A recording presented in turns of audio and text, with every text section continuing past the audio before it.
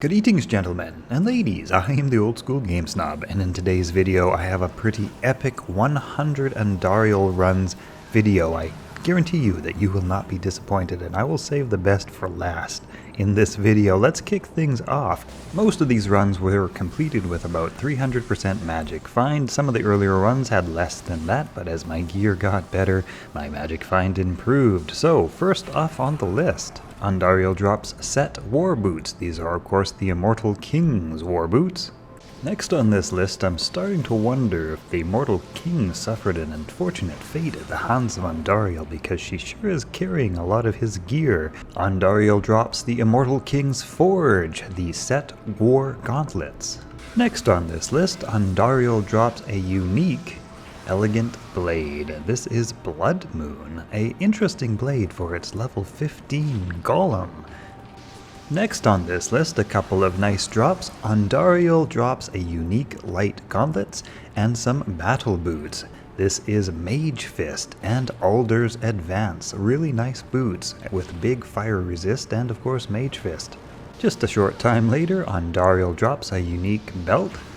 This is of course Night Smoke, not a bad little mid-range belt, with all resistances 10. A little later on, Andariel seems to have a nice collection of Saigon's pieces as she drops his helm and his belt. At this point I start to worry that Saigon might not be okay. Next up, Andariel drops a unique amulet. Unfortunately, it is only Atma's Scarab. The very next run, on the way down to Andariel, a Champion Ghoul drops a unique embossed plate and a unique war scepter. It is Atma's Wall. At this point I'm wondering if Atma knows where she lost all her gear.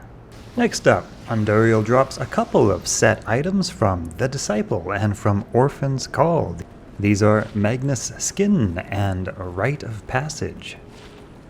Next up, a nice little find for mid-level. It is a unique war hat. This is Peasant's Crown.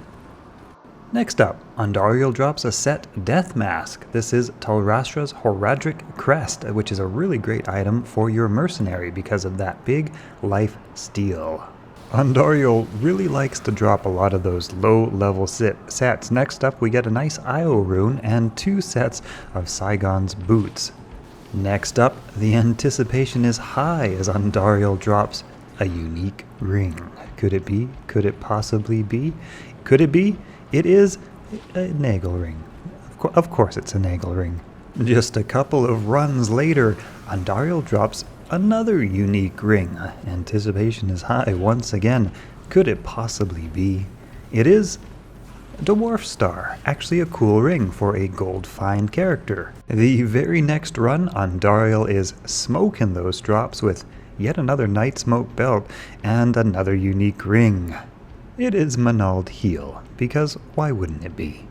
Next up, Andariel drops a unique wrist sword and a unique amulet. Hey, and a set ring and some set greaves. She's just dropping all sorts of things. The amulet is the Nazukan relic, and the unique wrist sword is the Jade Talon.